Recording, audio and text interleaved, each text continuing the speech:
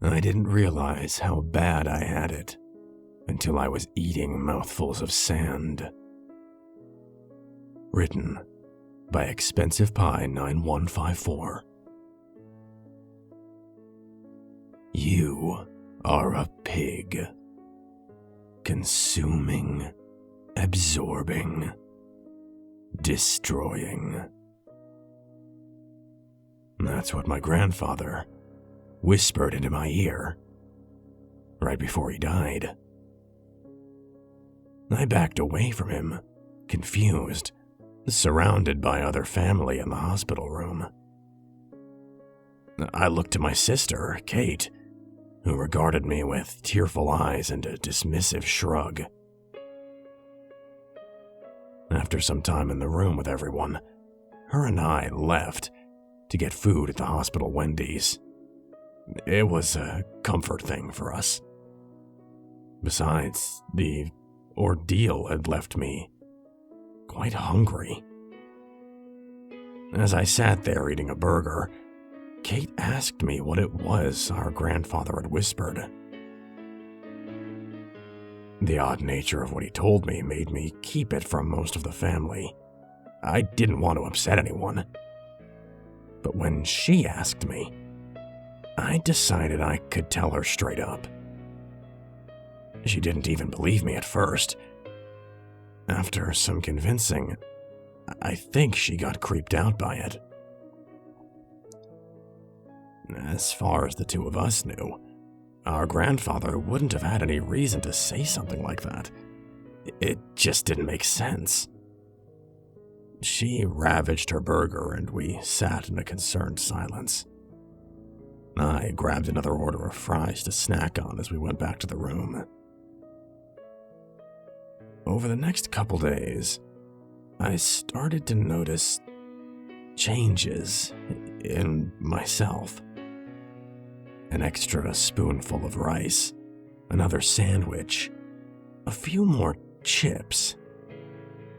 I realized that I was eating more and more each day. I completely ran out of groceries in my apartment after just a few days, which was just not normal for me. The thing is, I stopped ever feeling satisfied. I didn't even feel full after eating 2 whole meals back to back. It wasn't long before I found myself nibbling at the edges of my fork after finishing all the food. Eventually, it became hard to focus at work because of it. A pit was growing in my stomach, and it consumed anything and everything that I ate, leaving me feeling empty always. A sharp pang in the bottom of my ribs permeated my every thought. I eyeballed one of my coworkers' prepped meals in the work fridge. My mouth was practically frothing. I gulped down his food in under a minute. I was just too hungry to feel guilty. And yet, despite even that, I was still hungry. My teeth bit down instinctively on the plastic spoon in my mouth, shattering it into a dozen sharp pieces. I chewed and swallowed until it was all gone.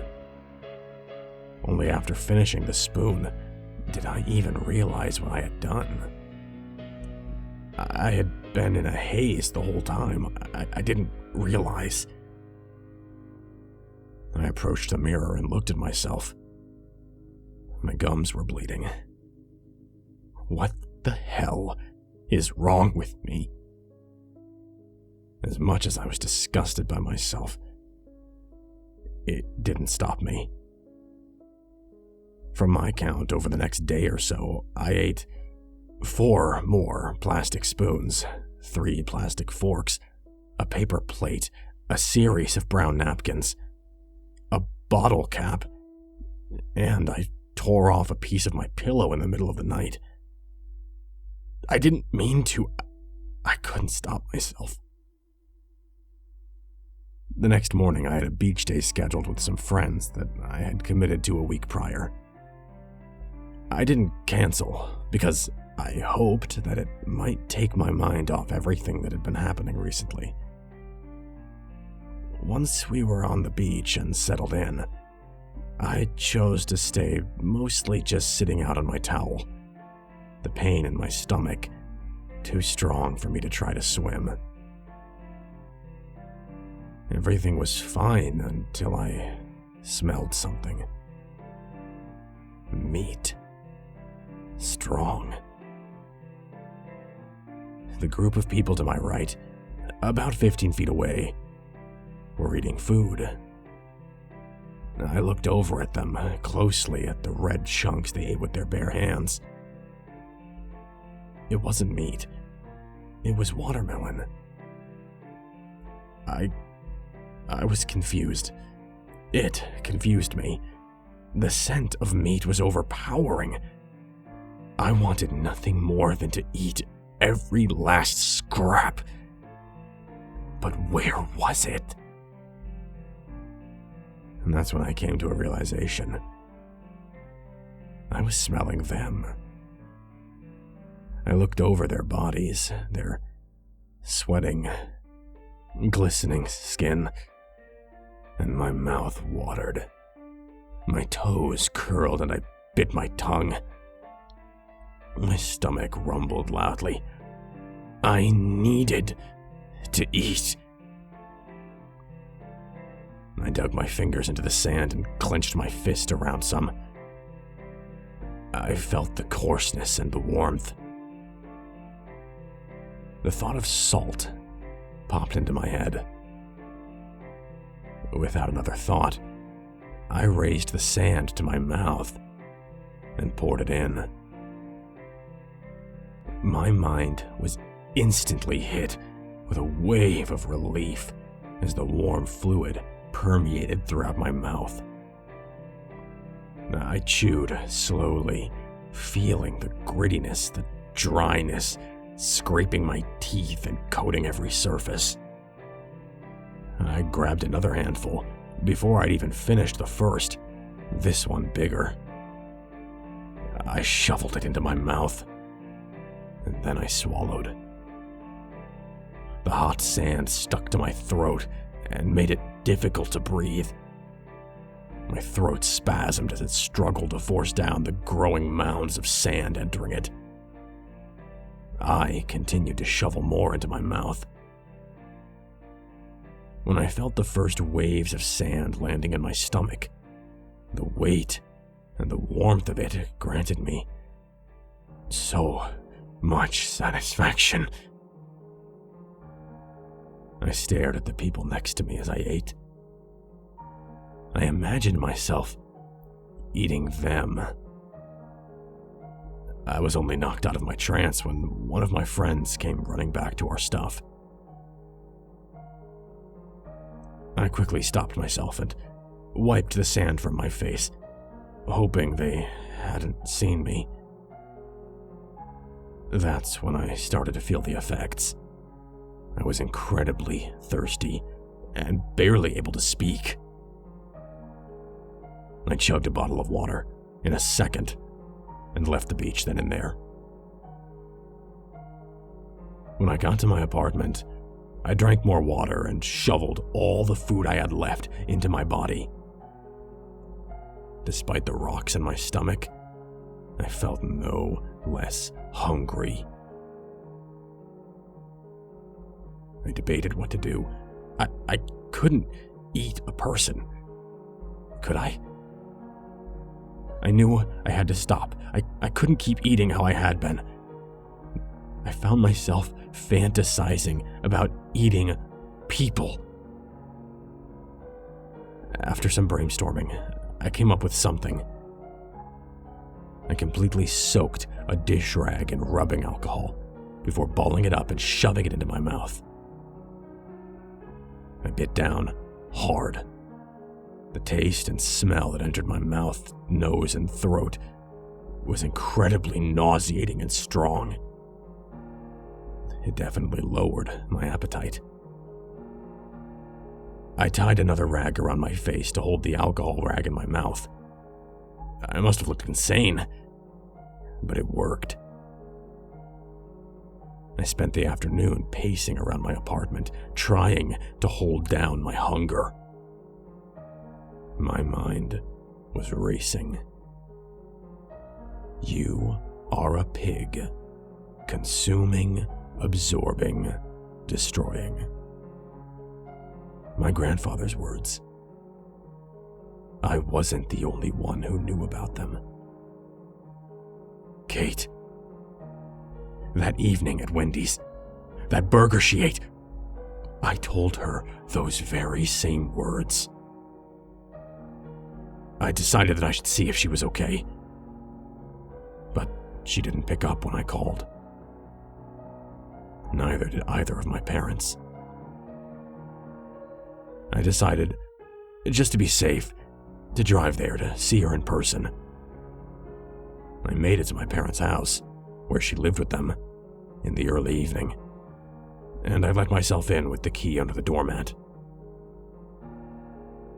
Entering the front room, I was greeted by an eerie silence. The lights were on, but there were no people. Stepping into the living room, I found my first clue. Blood. Splattered all over the carpet.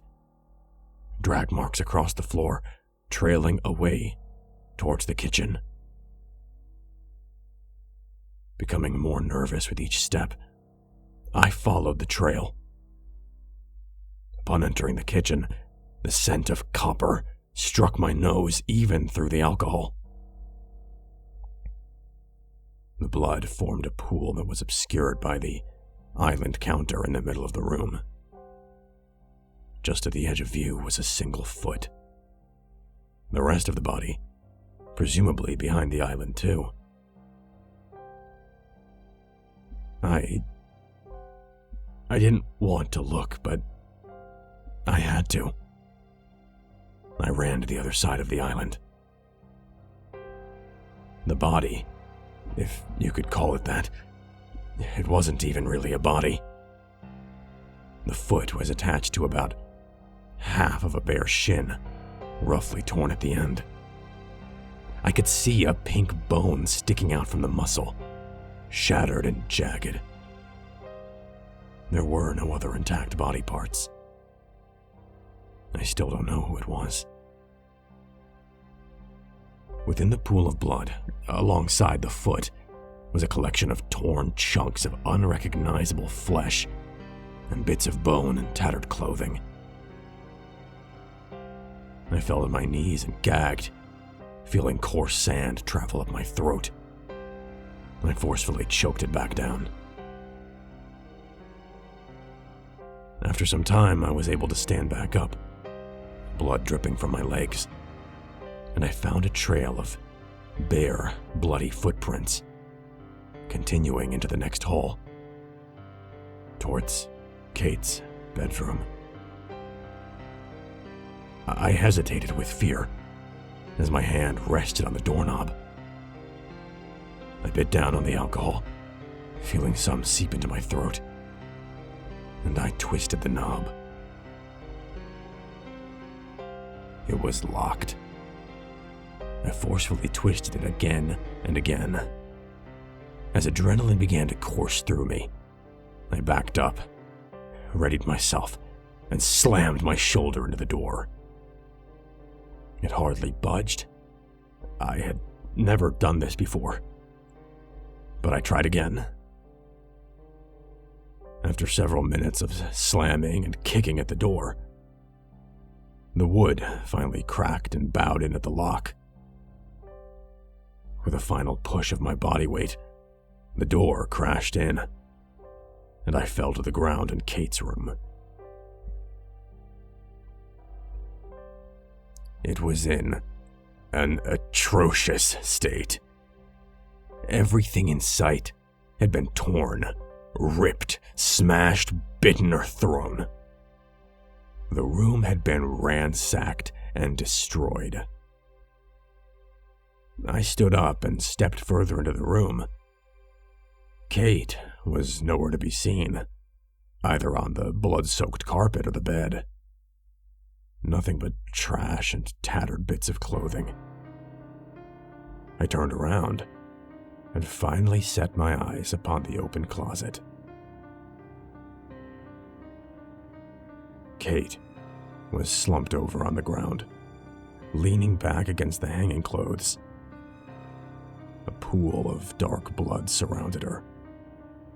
Her hand was gripped around something pink and spongy.